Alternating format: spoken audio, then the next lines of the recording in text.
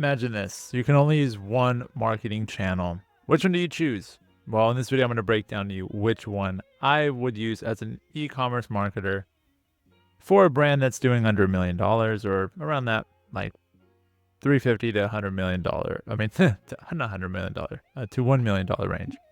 This channel is, the one that, imagine if everything else was taken away. It's a tough choice that you have to make, but you have to let one live.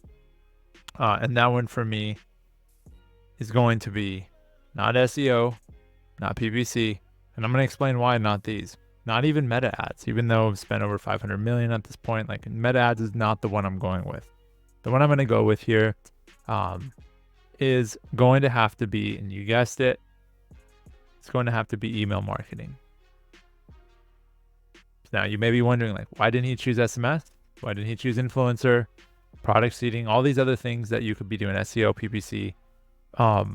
Specifically because I want to make sure that you understand the benefits and success stories of this specific channel and, like, tactically why it would make sense to go with this channel.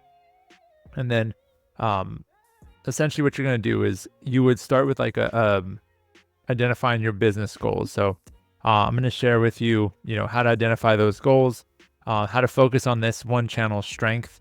I'm going to dive into why this channel excels for everything, for traffic, engagement, and sales. Then I'm going to share with you a story, implement some best practices, and share with you those. And we're going to just rapid fire through all of it. So first, email marketing would be the channel. Here's why. You can easily have somebody opt into this channel. And if somebody does opt in via email, they're telling you, hey, I'm interested in this product and or service. And also it's going to teach you what actually works. I think a lot of times traffic can be a vanity metrics, and then we blame it on things like our site. But really it's bad traffic coming to our site. And so when you have something that's email driven, meaning if you have some sort of lead magnet, you're going to attract better traffic. If you tell them, hey, go to my site, get this lead magnet, only people who are interested in that lead magnet are coming to your site. So you're then going to have a better email opt-in rate, which, traditionally 2 to 3%, sometimes 4% is good for conversion rate. But if you're looking at email opt-in rates at 5 to 10%, which are decent, but you can even get that up into the 10 to 20. I mean, you're looking at bringing in like 10x the amount of people who normally would come to your site and actually do something. So it's just a massive channel for getting people who are engaged, and most people aren't ready to buy right now anyway. So I just love email for that. Specifically, love using Klaviyo as the tool of choice for email. For SMS, it's great too, but especially if you're in this $1 million range. But if you start expanding from there, I would look into something like a Postscript for brands that are doing like over $1 million a year, because they have much better support from my experience that can help you to scale it. And they have great strategists there. They have some other features as well that are awesome, but I won't get too derailed on that. So that's why email would be great, because it's going to bring the right traffic to your list. You're going to build the list with the right people, and you're ultimately going to be able to send the right message at the right time to the right people.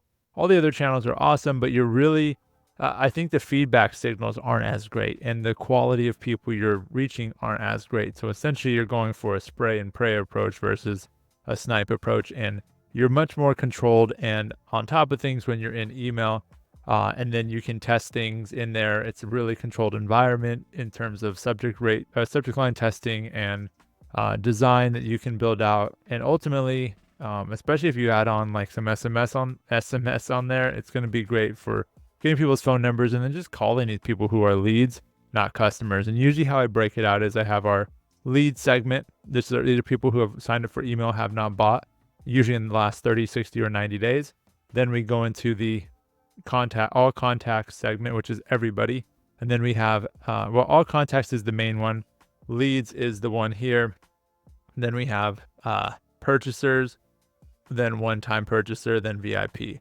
Why these are important is leads is going to tell you who is on the list that hasn't bought but is interested. Purchaser is going to tell you who has bought. And then one-time for one-time purchasers, and then purchasers is going to tell you everybody who's bought, so you can understand what is your one-time purchaser ratio to all purchasers. Ideally, you want this to be, ideally you want it to be like 50-50 at least, but a lot of times I'll see like 80 to 90%. is what you'll end up seeing of people who have bought one time and never again. It's a huge opportunity to get those people to come back and buy again. And then you have your VIPs as well. So these people are going to be the people who bought in the top tier, either by the percent of purchases, meaning if they bought more times than anybody else, or the revenue that they've driven. So that's really how it breaks out. And then rapidly firing through the flows, you're going to go with a browse abandonment flow. If you look at like the 9 key flows in the funnel, you're going to have leads, you're going to have purchasers, and you're going to have lapsed. So meaning like people who are going to leave or leaving. So you want to start with the browse abandonment, then you want to look at it as going into a welcome flow. Then you want to do cart abandonment. Most people don't know this, but usually the abandoned cart is actually abandoned checkout. So there's two. There's abandoned cart and abandoned checkout.